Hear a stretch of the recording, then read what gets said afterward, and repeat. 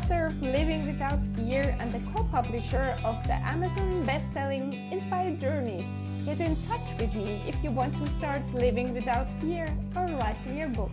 And please share this podcast with a friend who you know needs to hear this episode. And subscribe to my YouTube channel. If you're listening now on a podcast platform,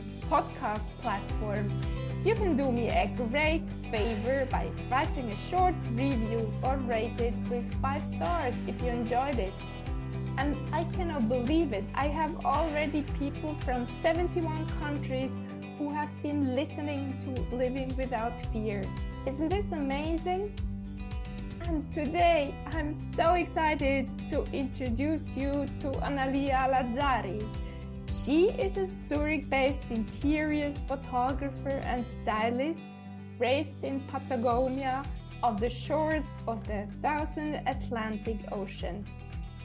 In 2001, she moved to Australia for love, and things got busy, raising children, working at Sydney Uni, studying law.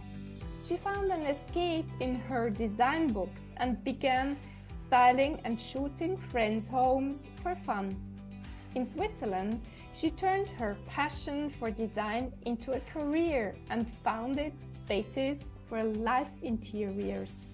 Her work can be found in famous magazines like das Ideale Heim, Raum Wohnen, and other printed digital publications. Welcome to the show, dear Analía. Thanks so much for having me, Esther. I'm thrilled to have this conversation with you. So lovely. So let's start with the turning moment question. What has been your turning moment in your life? Where do you want to start? Well, I think I can identify 3 turning points in my life. The first one would be when my parents decided to move to Patagonia when I was 5 years old. And at the time, that could have been equated to a move to Australia, because the south of Patagonia, which on a plane is about a 3-hour plane ride from central Argentina, was very remote. Mountains, desert, ocean, a lot of wind, and a bunch of people that just want to make something out of nothing. So you know that when you have your ideas in Patagonia, they're yours, because there's not much you can copy. You have to be creative. So number 1 turning point in my life was growing up there, where I could trust that the ideas I had were mine, because there were not many influences I could be having them from or copying them from. So that has always given me the freedom to trust in my own creativity. At the time I didn't recognize it, but now I do. And I'm very thankful for that. I would say that a second turning point also happens around that time when I was a teenager in Patagonia. I lost one of my best friends. And the reason that marked me so deeply was that even though we may have been familiar with the loss of a loved one, especially I already was, I had lost a brother, but the loss of a friend was very hard to find someone to relate to. And the special thing about this friend was that before he passed away, he had a chance to tell us that he did not want to die and that he would give anything to spend a little while longer on earth. And from then on, I knew someone had told me that. So I knew I owed it to myself and to him to make the most out of every single day, every single week I had, because we were on borrowed time. So with that, I was now armed with the freedom to trust in my own ideas, a friend who had expressly told me to live each day as if it was the last. Wow. And so, I set out to move to Buenos Aires. And I have goosebumps. It was a lot of learning for such a young lady back then. Yeah. I think my reaction was, why me? Why me to all of these, to this? but now I see it. He was the one that gave me the most powerful tool I have. When I'm in doubt for anything, this is the thing that comes to mind. And which kind of leads me to my third biggest turning point, which was around the time when I was 21. That's when I was living in Buenos Aires, and that's where I met my husband, who happens to be Australian. And when things were getting serious, I was still a very young woman, and we knew that if things were going to move forward, we had to get married, and I had to move to Australia. And the fear of the unknown, the fear of failure, fear of living without my usual network, that was overwhelming. But I had the lesson I learned from my friend. I had the freedom to trust in my own abilities and my own creativity. And at the end of the day, I decided that the fear of missing out, or the fear of living with regrets as to what could have been, was far greater than any fear of failure I had. So I decided to marry him and move to Australia, and the rest is history. Those would be my biggest three. And a slightly smaller one, moving to Switzerland and having to turn my career around to what my business is, from an academic background to a fully creative profession. But those three that I mentioned before would be the ones that are really packed with a lesson for me. Oh, wonderful, Analía, how you shared your three moments. Beautiful. Thank you. So, you said you studied law, but now your passion is interior design. How come? Well, I was raised in a time, maybe in an environment where when you had to pick something to study, it was most likely something traditional. These creative jobs never crossed my mind. I thought they were more of a hobby, an escape. So, I stuck to the traditional route. First, I went on and studied languages. And then a second time in Australia, I went ahead and started law. And I realized that every time I had an exam and I did well, in order to celebrate, I would go and get myself a design book. Or, if it was raining on the weekend, I was definitely doing a makeover at a friend's house and photographing after. Or we were, at the store browsing through design magazines. And it was really my husband that said, "You sure? Are you in the right career? Because you seem to be more focused on design than you ever are in law, even though you do very well at university." And I stuck to it. I didn't recognize that that innate talent, that attention to detail, that creativity would be one day my main source of income, my career.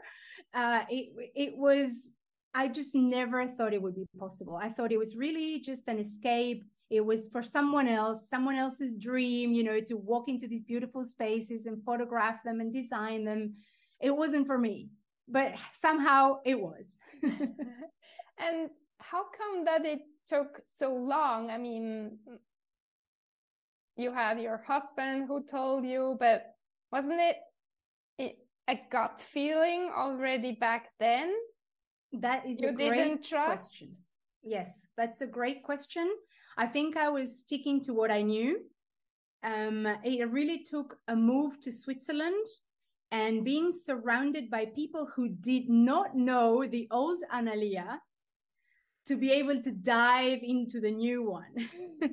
I think so. In 2011, we moved to Zurich, and I was confronted with a situation that I could not work in the family law industry, because simply the legal systems are completely different, and I was still to learn German. So I kind of had to reinvent myself, and I had the the advantage that no one really knew what I was like before. So this provided me with the perfect opportunity to let my creativity flow and to become this other persona and explore this path.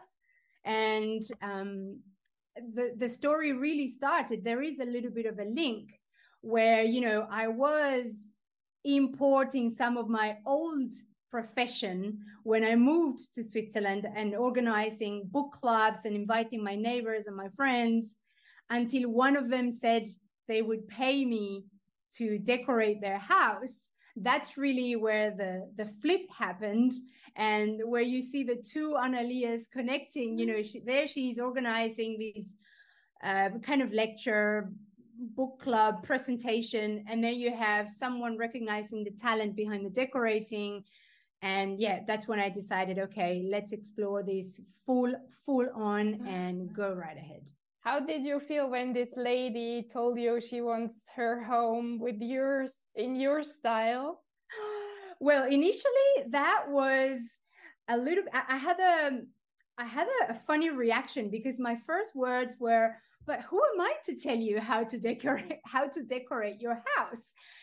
Still trying to be so kind and, a little bit, not embarrassed, but feeling the weight of all the decisions that were about to come. And she's like, no, but I'm begging you to telling me, not only are you someone to tell me, you do it very well. And I want to feel in my house the way I feel in yours. So I'm begging you to do it. But my reaction was like, oh, but who am I? I was still kind of making excuses to not do it, in a sense. Until she insisted, and she said, please do help me. And that's when I said, okay, if this helps you, that's how my first project came along. That was the first one. And how did it come to the other ones? Well, first result was really, really satisfactory. So the second project came within the same home with the same client. And once we had a couple of rooms done there, a neighbor happened to come over to visit, and she goes, well, who is that? Well, that's Analía. She does interior decorating. And so next project was the neighbor and the neighbor's cousin. And so it started spreading word of mouth until I had no choice but to go and study interior decorating and setting up a company. Great. So lovely. And then did you really feel it's your own? It's yes. Your passion? Yes. Did you trust yourself? I did. It took a lot of hard work, a lot of determination. I started my company from my son's bedroom using his Mac computer because the graphics were better than mine while he was at school. And in those hours, it was nothing but research, learning, getting to know people, getting out there, experimenting with programs, with customer service. I was coming from a very academic background. So moving to owning a business, working in customer care, providing a service was very different. And so they were very, very busy days, but nothing gives you more pleasure than knowing that not only are you fulfilling your passion, but in doing so, you are making people's lives better through the power of beautiful homes, beautiful design. Wonderful. And if someone is listening now and is not really trusting his gut feelings, what would you recommend to this person? Yes, that is a great question. I think that you have to ultimately, if you doubt the decision, there's some element of fear. There's a reason there. If this is really your passion, but you haven't taken the step, there's some element of fear connected to it. So really evaluate what is the worst that can happen. And wouldn't be the worst not having tried and not having explored the possibilities. ultimately, that's what did it for me. It wasn't a path without fear, not at all. I experienced fear all along the way, but every time I went back to that, wouldn't my worst fear be to know that I'm sitting on this talent, to know that I have these ideas, that I have this power to make people's lives better. But to not know what would have been if I had tried, that would be my greatest fear. So I would say, look, if you have a job and this is something that you would like to transition to, you can always start in small doses. You can do it on the side. You can do it in small doses.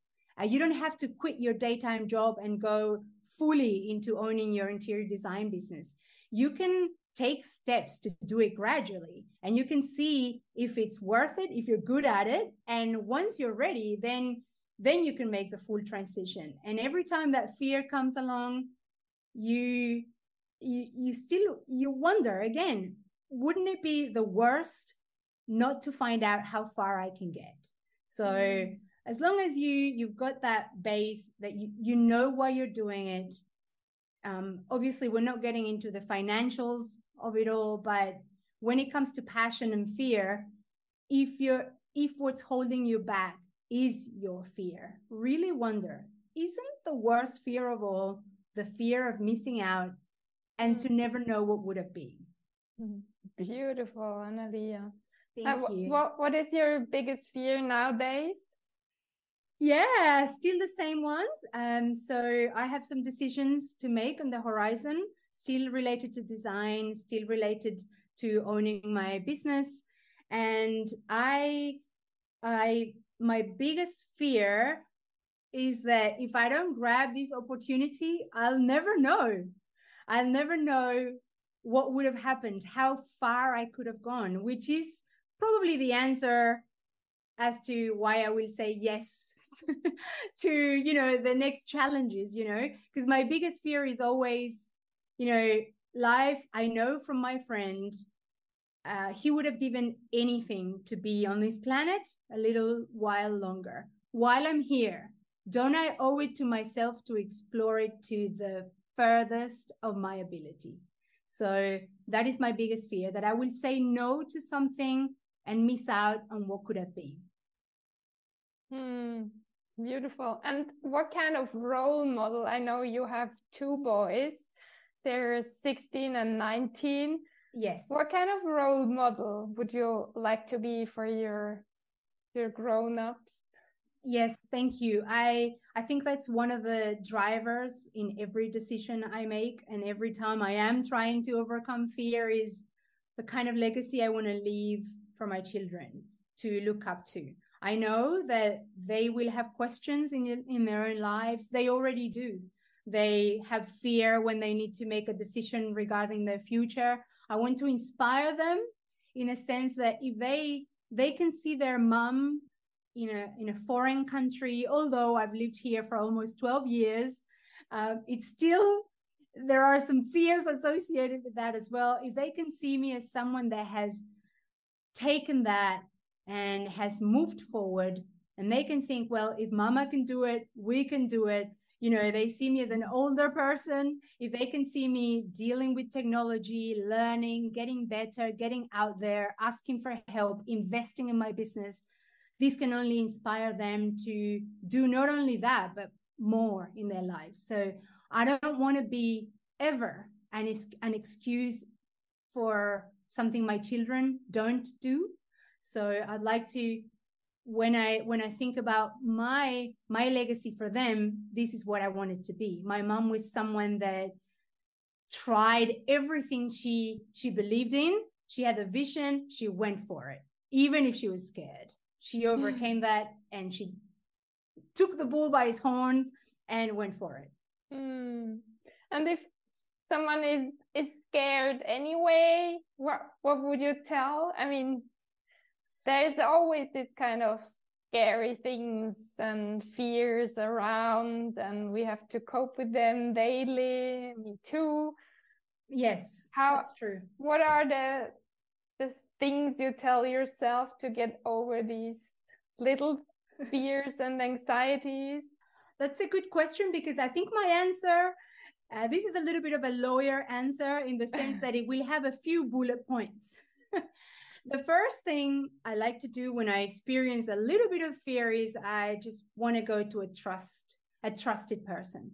I need someone to hear me out, because I know that when I listen to myself speak, once I articulate that fear, that's part of the solution right there for me.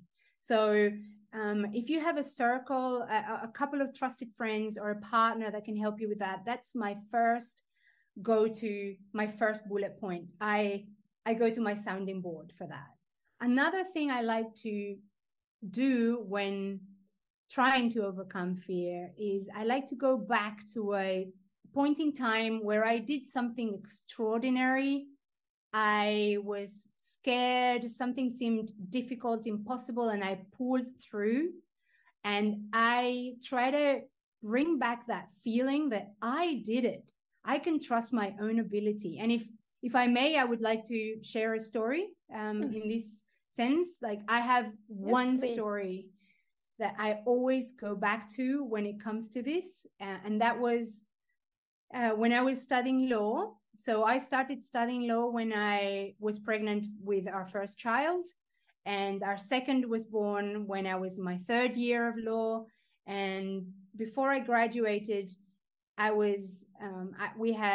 we lost a very advanced pregnancy. And that would have been our third baby. Right at the end of my law degree, it was the hardest thing I've ever had to do. I could not defer any more semesters. I had to go back to uni, sit in those lectures, hand in assignments, present mock trials. There was nothing I could do. I had to get through it. And it was this mixture of sadness and anger, everything. My body was going through a lot of hormonal changes, and I still had to go and take exams with my classmates. Somehow I managed to turn that frustration into productivity, positive energy. I don't know what it was, adrenaline. I ended up graduating with class honors. And at the graduating ceremony, when the rector of the university handed my diploma, one of our children from the back of the hall shouts, "That's my mama." Oh. And right there and then, I was the only student at law school with children. Oh. Right there and then, the triumph I felt, Esther. Oh. This is a moment, anytime I have any fear, I go back to that moment. I don't want to tear up right now, but I really bring myself back to that hall full of classmates, lecturers, my children. And I think I did that. That was the hardest thing I've ever had to do. If I can get through that, I can definitely get through this one. And I know we all have tough moments that we get through. So you don't have to borrow mine. You have your own. Anytime you're confronted with fear, go back to that moment where you know you overcame something that seemed insurmountable at the time, and import that power when you got through it. So that would be my list. Have a sounding board, go back to a moment where you felt strong, where you were able to overcome your fear, and really wonder, do I really want to equate fear of failure to fear of missing out? I think I'm missing out on a lot more than anything I will fear when it comes to failure. You are so brave, Analía. Thank you, Esther. Thank you so much for sharing all your wisdom with us. Thank you so much. Thank you. And thank you, dear listener, for spending your time with us and not giving up, searching for answers to your questions. And in case you feel worthless and nobody seems to like you, we tell you, you're awesome, you're loving, and you matter. And please don't stop telling yourself these sentences hundreds and hundreds of times to get them in your system. Have an amazing day and talk to you next